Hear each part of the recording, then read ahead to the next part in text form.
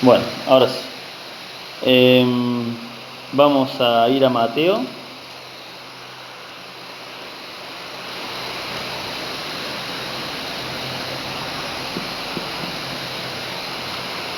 Capítulo 12, versículo 9 al 14.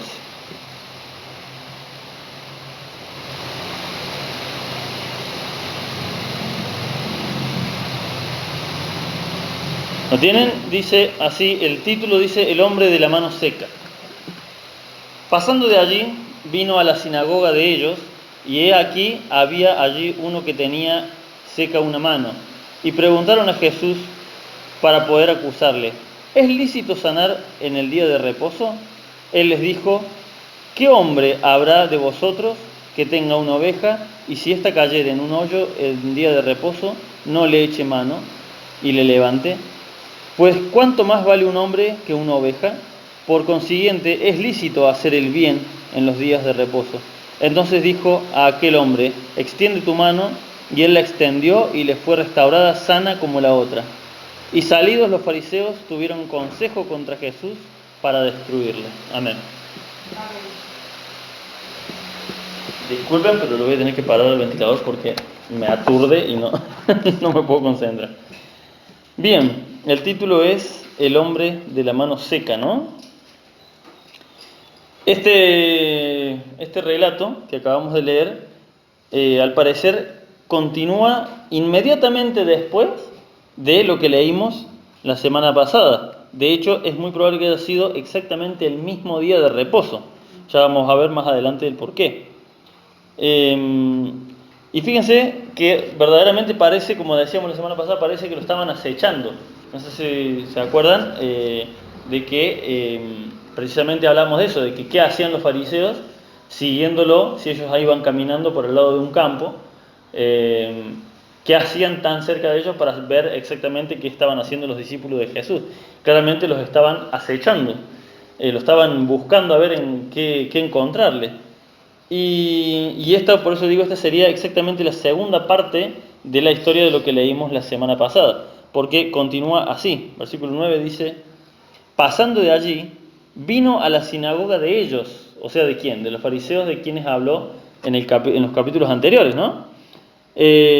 Pasando de allí, o sea, del campo donde habían estado. Esta historia no lo dice exactamente así, pero es muy probable de que haya sido en el mismo día. Tal vez fue a la mañana o cerca del mediodía lo del campo que vimos de los discípulos, y ahora esto que pasa ahora en la sinagoga de los fariseos, perdón, de la sinagoga de los judíos, eh, es muy probable que haya sido ahí, unas horitas después, al terminar el camino que estaban haciendo, ¿no?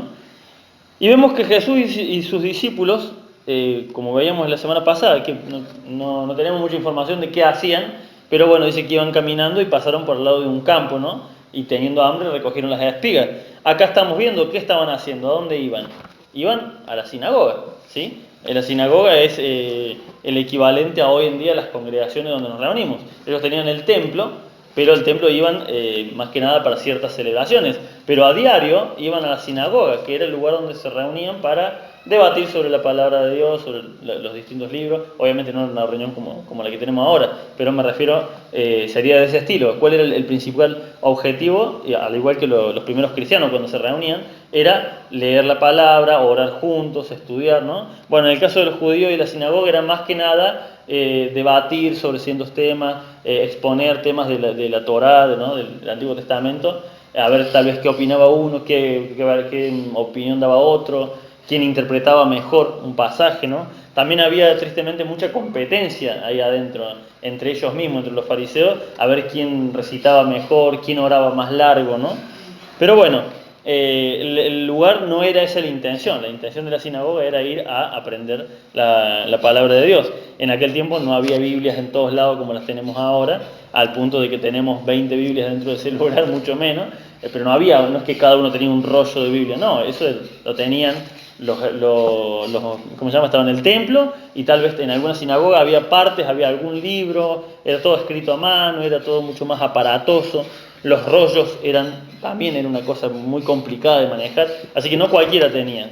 más que nada la gente de plata o los sacerdotes. Entonces sí, obviamente tenían que ir a este lugar. Esto es lo que estaba haciendo Jesús con sus discípulos en lo que veíamos la semana pasada, ¿no? No estaban vagabundeando por la calle con los discípulos y tuvieron hambre. Estaban en camino a la sinagoga, estaban yendo en día de reposo, ¿a dónde? Al lugar de oración, al lugar donde se juntaban a leer la palabra. ¿Qué es lo que estos fariseos tendrían que haber estado haciendo? Pero estaban ocupados persiguiendo a Jesús a ver en qué error, si es que le pudieran encontrar algún error, ¿no? Versículo 9 dice el versículo 10, pasando de allí vino a la sinagoga de ellos. Y he aquí, había allí uno que tenía seca una mano, y preguntaron a Jesús para poder acusarle, ¿es lícito sanar en el día de reposo? ¿Por qué le preguntaron esto al Señor, no? ¿Es lícito sanar en día de reposo?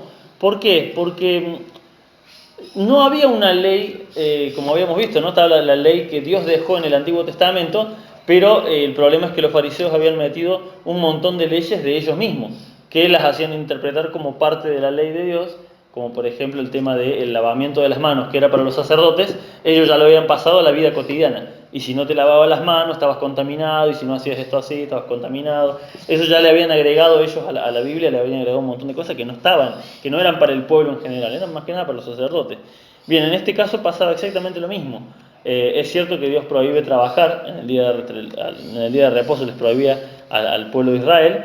Sin embargo, no sé si hace alguna referencia específica hacia los médicos, pero sí que los fariseos tenían sus propias leyes que decían que el trabajar sanando personas es un trabajo, entonces no podés trabajar de eso tampoco, no dejaban trabajar los médicos, a menos que fuera un caso de vida o muerte.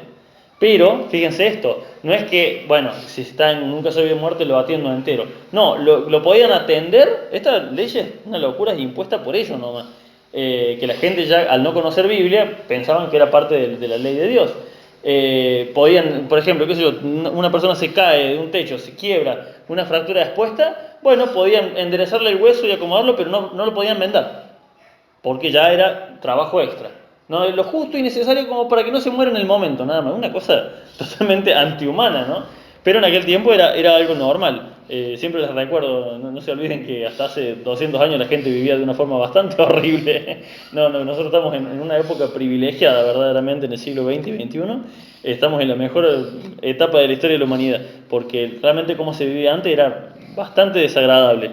Imagínense en los tiempos de Jesús. Era así. Si alguien tenía una enfermedad muy grave o algún problema muy grave, los fariseos permitían, sí, puedes curarlo, pero que quede estable, nada más, no te pases porque ya estás violando el día de reposo. Por eso le hacen esta pregunta a Jesús: ¿es lícito sanar en día de reposo? Obviamente la respuesta de Jesús en teoría habría sido no, porque es un trabajo, si eso hubiese sido verdaderamente la respuesta correcta. Pero obviamente él les responde de otra manera. Fíjense, en Marcos, capítulo 3 del 6, 3 del 1 al 6, y Lucas capítulo 6, del versículo 6 al 11, están las otras partes donde cuentan exactamente esta misma historia, ¿no? Acá estamos en Mateo 12, lo otro está en Marcos 3 y en Lucas 6. Encontramos esta misma historia, pero contada, bueno, con algunos detalles distintos, que ya vamos a ver más adelante cuáles son los detalles distintos. Pero fíjense, las otras dos versiones, la de Marco y la de Lucas, saben que dice que los fariseos estaban acechando a Jesús. Usa literalmente la palabra acechar, ¿sí? Lo que yo usé como ejemplo la semana pasada, no me di cuenta, no sabía que en las otras versiones, la de Marco y Lucas, dice literalmente lo estaban acechando. Hoy cuando leí la otra parte me di cuenta. O sea que verdaderamente la intención de ellos era esa, ¿no? Era hacerlo pecar, hacerlo caer de alguna manera. Bien, leamos de vuelta el versículo 10. Dice: y aquí había uno que tenía seca una mano, y preguntaron a Jesús para poder acusarle, tal cual lo estaban acechando: ¿es lícito sanar en día de reposo? Esta mano seca que tenía el hombre habla de algún tipo de enfermedad donde ya la sangre no circulaba. Y por lo que se entiende, y por lo que entienden muchos eruditos, yo la verdad, la palabra es más o menos la misma. Para mano y para brazo, para la mano entera, el brazo entero, o todo hasta el antebrazo, se entiende tal vez como mano. Entonces lo más probable es que se haya referido a toda esta parte, desde la punta de los dedos hasta acá, todo seco. ¿Por qué? Porque le pide que extienda la mano y no que abra la mano. Si fuera solamente problema de la mano, le diría abrí la mano, ¿sí? Pero dice extiende, para extender tenés que hacer esto. Entonces es muy probable, dicen los eruditos, de que se refiera al brazo entero estaba seco. Todo lo que se entiende, ellos entendían todo esto como mano, es una misma palabra para ellos. Bien, y fíjense, bueno, cuál es la respuesta de Jesús, ¿no? Versículo 11 dice, Él les dijo, ¿qué hombre habrá de vosotros que tenga una oveja y si ésta cayere en un hoyo en día de reposo, no le eche mano y la levante? Acá, con unas palabras muy suaves y delicadas, el Señor le estaba diciendo, no sean tan hipócritas.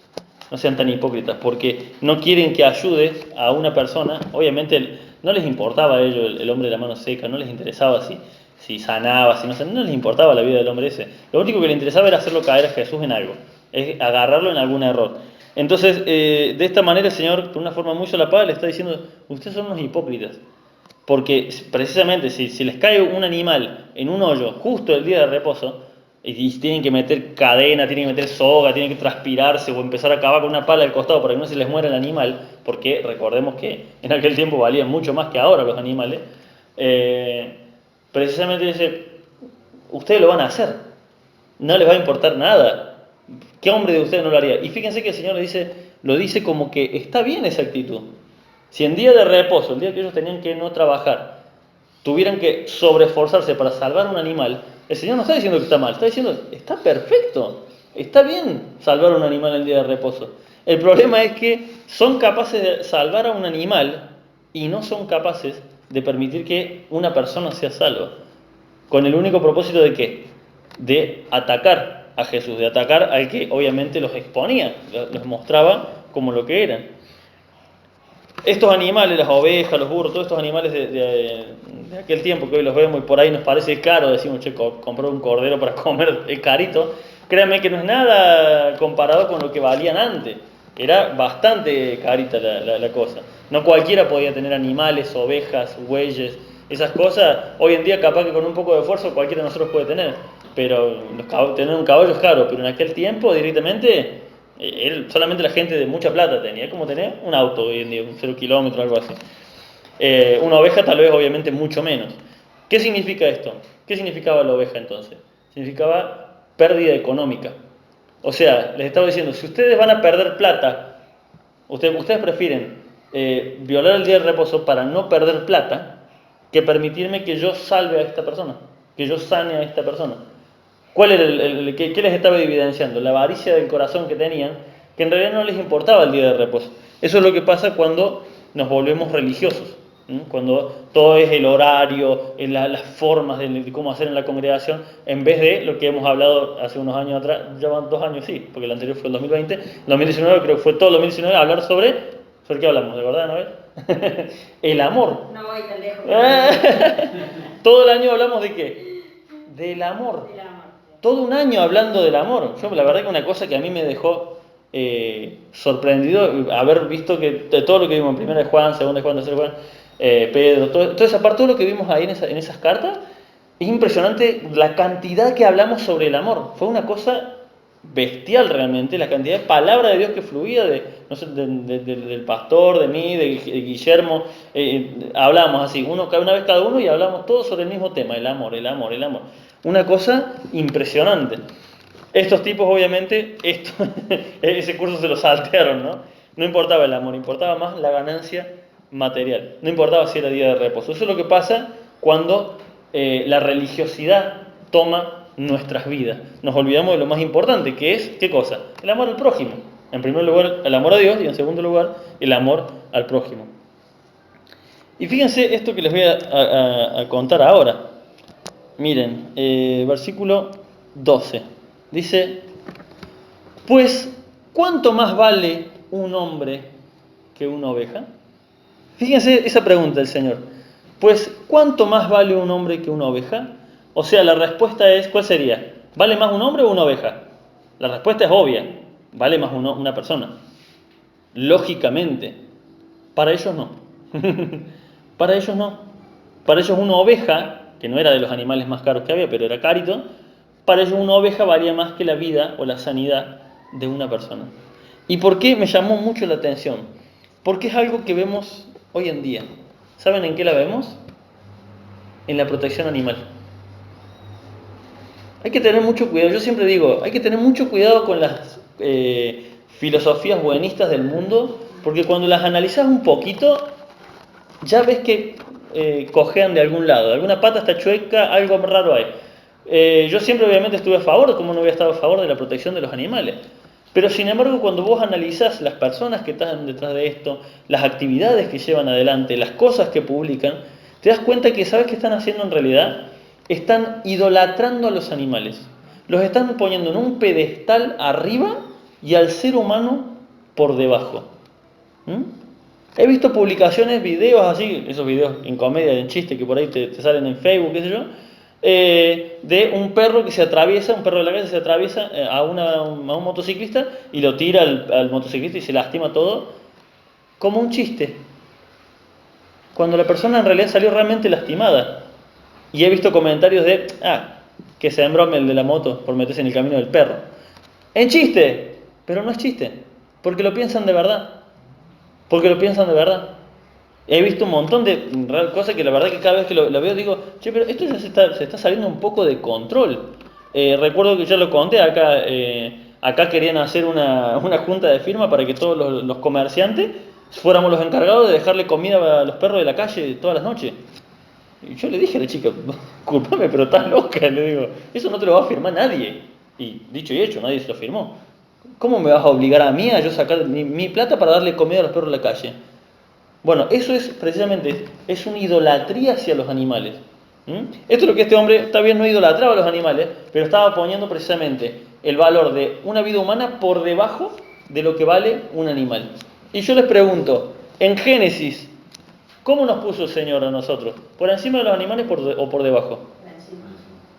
Dice, y señoree, muy bien, y señoree sobre todo los peces del mar, las aves del cielo, las bestias de la tierra. Sobre todo, el Señor nos puso para señorear. O sea, somos nosotros señores, obviamente con la autoridad delegada por Dios, señores de los animales. No son los animales nuestros amos. No son los animales nuestros amos. Hay que tener mucho cuidado con eso porque con ese buenismo de que no, sí, es verdad. Y obviamente estoy a favor de cuidar a los animales, de no maltratar a los animales, porque Dios nos manda que no maltratemos a los animales, obviamente. Dice en Proverbios que el impío ni siquiera a sus propias bestias cuida. O sea que sí, Dios nos manda a cuidar a nuestros animales, pero hay que tener mucho cuidado. Nunca puede tomar el animal, como hacían los fariseos acá, el animal el lugar de una persona. Si tenemos que poner en primer lugar a alguien, tiene que ser a una persona. A una persona que nos desagrada, inclusive a una persona que nos desagrada. Porque Dios nos puso al hombre para señorear sobre los animales. Acá el fariseo claramente tenía las cosas dadas vuelta. El Señor Jesús le dice, en esta frase le dice, ¿qué hombre habrá de vosotros que tenga una oveja y si ésta cayera en un hoyo, en día de reposo, no le eche una mano y le levante? No dice que está en peligro de muerte. Si se cae en un hoyo, puede que a lo mejor no era un hoyo muy hondo y la puede sacar al día siguiente del día de reposo. No, sabe precisamente que por las dudas la sacaban cuanto antes, ¿no? Pues ¿cuánto más vale un hombre que una oveja? Esa pregunta nunca recibió respuesta de parte de los fariseos, ¿no? Fue una pregunta que está implícita la respuesta. Obviamente el hombre vale más que un animal. Pero la religiosidad de estos hombres obviamente los tenía cegados. Más valéis vosotros, dice el Señor Jesús, que muchos pajarillos, en Mateo capítulo 10, versículo 31. Otra evidencia de que el Señor nos pone a los seres humanos por encima de los animales en cuanto a valor. Y obviamente lo que dije en Génesis, que nos pone a señorear. Pues ¿cuánto más vale un hombre que una oveja? Por consiguiente, es lícito hacer el bien en el día de reposo. Acá está la diferencia en cómo lo recuerda Mateo al contarlo y luego cómo lo recuerda Marcos y bueno, y la recopilación que luego hace Lucas muchos años después, ¿no? Porque tanto Marcos como Lucas, se entiende que Lucas tomó muy probablemente el testimonio de Marcos más que el de Mateo. No es que Lucas estuvo ahí, sino que Lucas no estaba acá con los 12, no era uno de los 12 discípulos. Fue otro discípulo más adelante que recopiló todas estas historias, ¿no? Ellos lo cuentan de esta manera, dicen que el Señor Jesús, esta frase, por consiguiente, es lícito hacer el bien en los días de reposo, en realidad en Marcos y en Lucas lo dice como una pregunta, como que les dice a los fariseos, ¿es lícito hacer el bien en día de reposo? Y esa pregunta está muy buena, ¿no? ¿Está bien hacer lo bueno en día de reposo? Fue una pregunta que verdaderamente los debe haber dejado así como tecleando, porque ellos decían, esto se puede hacer, esto no se puede hacer, esto se puede hacer, esto no se puede hacer. Entonces imagínense al Señor Jesús le preguntándole, ¿es lícito hacer lo bueno? ¿Está bien hacer lo bueno en el día de reposo? Porque ¿qué es lo que el Señor quería hacer? Simplemente sanar a este hombre. ¿Es lícito hacer lo bueno o no? Es una pregunta obviamente con la intención de desconcertarlos de la misma manera que los dejó con la historia anterior, ¿no? Cuando ellos le querían reclamar con respecto a la comida, en realidad no a la comida, sino al hecho de que estaban recogiendo espigas. Deben haber quedado exactamente con la misma cara larga, ¿no? O sea, ¿qué respuesta le damos a esto que nos está diciendo? ¿Cómo le decís al Señor Jesús que está mal hacer el bien? Jesús lo que estaba haciendo era evidenciando que en sus corazones un animal valía más que una persona. ¿Sí? Sin que ellos lo dijeran de esa manera. Pero los actos, lo que estaban haciendo, evidenciaban de que para ellos un animal, una simple oveja, valía más que este pobre hombre que era judío, que era uno de ellos, porque si estaba en la sinagoga, era judío. No entraban a la sinagoga los de afuera, solamente podían entrar los de ellos mismos. Entonces estaban despreciando ¿a qué estaban despreciando? A un hermano. ¿Sí? A un hermano, porque ellos se consideran hermanos, así como nosotros somos hermanos en Cristo, los judíos entre ellos se consideran hermanos. Entonces estaban despreciando a uno de su propio pueblo. ¿Por qué? Por el odio a Jesús. Ese era el centro de la vida de estos hombres.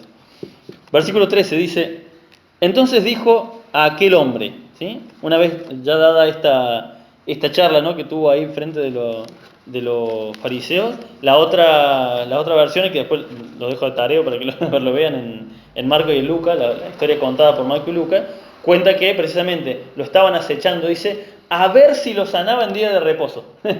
Fíjense, ¿no? Venían con esa malicia, a ver si se atrevía a sanarlos, y por eso se dio esta discusión. Dice, entonces dijo aquel hombre, extiende tu mano, y él la extendió, eso es lo que les explicaba al principio, de extenderla, ¿no? Y le fue restaurada sana como la otra. ¿Qué le estaba diciendo? Fíjense, una mano seca implica, miren mi posición para que vean, una mano así. Cuando la mano se seca, cuando no tiene fluidos adentro, se contrae. Se contrae todo el músculo y queda así. Y no se puede mover para ningún lado, porque si podemos mover es gracias a que tenemos líquido, tenemos sangre adentro. Cuando la mano está seca, está fija. ¿Qué le estaba diciendo el Señor que haga? Le estaba diciendo que haga algo que no podía hacer. ¿Sí? Como el paralítico cuando le dijo, toma tu lecho y anda. Y si estaba paralítico, ¿qué pasó? Lo que el Señor le estaba demandando era fe acompañada de qué? De acción. Exactamente, de obras, de obediencia. Imagínense si el hombre de la mano seca hubiese dicho, no, pero no ve que tengo la mano seca, no puedo extenderla. Pero muchas veces somos así con el Señor, ¿no? El Señor nos dice que tengamos fe y nosotros estamos, pero no ves que me falta trabajo, no ves que no tengo esto, no ves que... Y el Señor nos dice simplemente, extende la mano, ¿no? Este hombre no chistó, no dijo nada, simplemente tuvo fe en hacer el esfuerzo de extender la mano e inmediatamente, dice, o sea, en el momento le fue restaurada la mano. Por lo que el Señor nos está mostrando que lo mismo que dice Santiago 2.17, vamos a buscarlo rápidamente, el que lo encuentre, léalo en voz alta. Versículo conocidísimo, Santiago 2.17. Así también la fe, si no tiene obras, es muerta en sí misma. Exactamente. ¿De qué sirve que este hombre dijera, no, yo creo en Dios, pero no extendía la mano?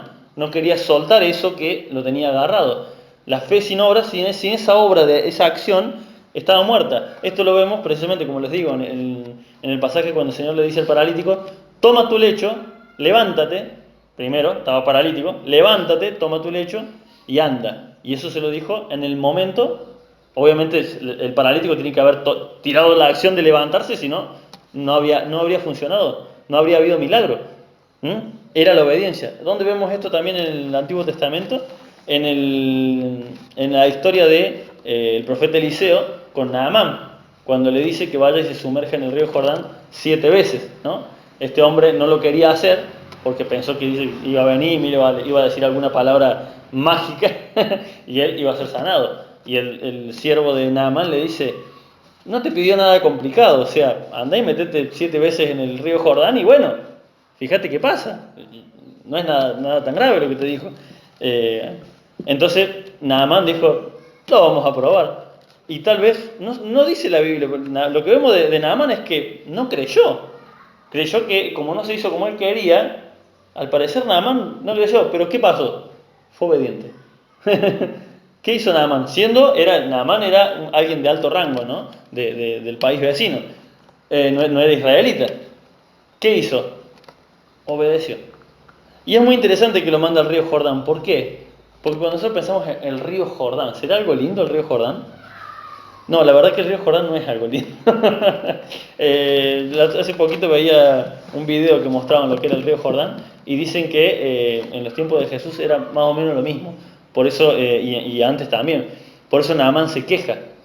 El río Jordán me manda, hay tantos ríos lindos para ir, me manda el río Jordán, porque es un río barroso, es un río chiquito, casi un arroyo, lo que acá se llama un arroyo, ¿no? No es un río bonito el río Jordán. Pero ¿qué fue lo importante de Naamán? Que obedeció, ¿sí? Habrá sido poquita su fe, habrá sido con cierta duda, con cierto recelo, que a lo mejor cada vez que se metía en el agua se lavaba y volvía a salir y decía, ¿qué estoy haciendo? No importa. ¿Qué es lo importante? Que obedeció. Como este hombre.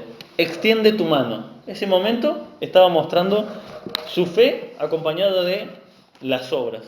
Y versículo 14 termina, dice, y salidos los fariseos, tuvieron consejo contra Jesús para destruirle. Acá ya la cosa se empieza a poner mucho más peligrosa, ¿no?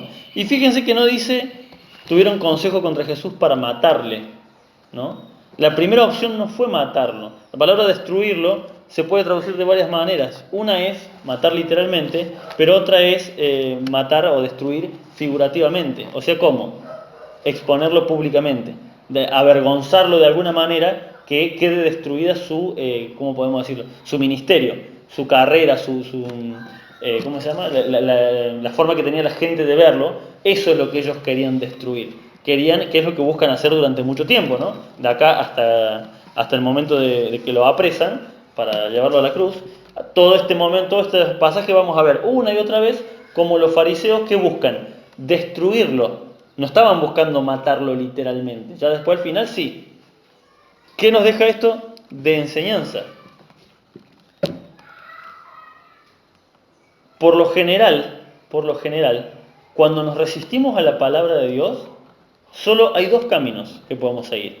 Cuando escuchamos la palabra de Dios, solamente hay 2 caminos que podemos seguir. El primero es obedecer la palabra de Dios. Escuchamos, estoy en este error. Yo creo que esto es lo correcto, pero la palabra de Dios me está diciendo esto otro. Ok, ¿qué hago? Acepto la palabra de Dios y cambio mi forma de vivir. Aunque no entienda, ¿qué hago? Tengo fe y obediencia, así que hago caso. No entiendo por qué el Señor dice esto, pero yo voy a obedecer. Tarde o temprano el Señor me va a dar el entendimiento de por qué lo tengo que hacer así. Ahora tenés la otra opción. Escuchar la verdad, enojarte, patalear. ¿Y qué pasa? Te terminás convirtiendo en un enemigo de Dios. Eso es lo que pasa. Nos terminamos convirtiendo en enemigos de Dios. Cuando escuchamos la palabra de Jesús, la palabra de Dios, y no queremos obedecer, no nos interesa lo que dice, hay un problema. Nos estamos rebelando contra la verdad. No hay otra verdad, no hay otra interpretación. Es la palabra de Dios. Eso es lo que les estaba pasando a estos hombres. Fíjense, y es un pasaje que a mí desde muy chico que lo escucho, siempre me impacta esto, ¿no? Estaban viendo el milagro. O sea, vieron al hombre de la mano seca, una mano totalmente sin sangre, tal vez un palo con piel pegado. Vieron al hombre extender la mano y la mano ser restaurada. Vieron a los paralíticos levantarse, a ciegos de nacimiento ser sanados, a la mujer del flujo de sangre, que era seguramente muy famosa por su enfermedad. Vieron a esa gente restaurada. Vieron a todo eso y aún así no querían recibir la verdad de Dios. Eso es lo verdaderamente impactante. Que cuando nos volvemos, como decíamos al principio, ¿no? Cuando nos volvemos, en vez de hijos de Dios, nos volvemos religiosos en cumplir algo, una norma, en lugar de buscar lo que es la ley máxima, que es la ley del amor, nos terminamos convirtiendo en eso, en personas que resisten a la verdad. Y fíjense esto, ¿no? Dice, salidos los fariseos tuvieron consejo contra Jesús para destruirle. Cuando la palabra del Señor dice que primero el pecado, ¿dónde empieza? En nuestra mente, luego lo consumamos y queda a luz la muerte, ¿no? Primero empieza, por eso dice, cuida tu corazón, que el pastor ya nos explicó que se refiere a los pensamientos, ¿no? Cuida tus pensamientos, porque ahí empieza todo. ¿Y qué empieza a pasar? Empezamos a maquinar. Ellos ya acá estaban maquinando destruirle moralmente, o sea, que quede en ridículo enfrente de la gente. Pero como ya no se pudo, ¿a qué terminaron acudiendo? Ya después más adelante dice, y buscaban matarle. Ya después cambia la palabra, es por destruirle, por matarle. Ya no les interesaba avergonzarlo, ya no les interesaba destruir su carrera apostólica, no, su carrera, ¿cómo se llama? Su vida ministerial, ¿no? No les interesaba destruir eso, ya directamente querían verlo muerto. Eso hace el odio en el corazón de la gente, ¿sí? Por eso es muy peligroso dejar un solo pensamiento maquinar dentro de nuestras mentes. Amén. Nada, espero que verdaderamente haya sido de instrucción y bueno, vamos avanzando en esto que es esta historia contada por Mateo, que creo que cada vez se va a poner más interesante. Ya estuve viendo lo que viene después y hay muchos temas muy muy interesantes que, como son historias que las conocemos, que las hemos escuchado seguramente 1000 veces, pero cuando las empezamos a analizar en profundidad vemos que tal vez el fariseo soy yo. Tal vez el fariseo no es el fanático religioso de la otra iglesia. Tal vez el fariseo soy yo. Amén.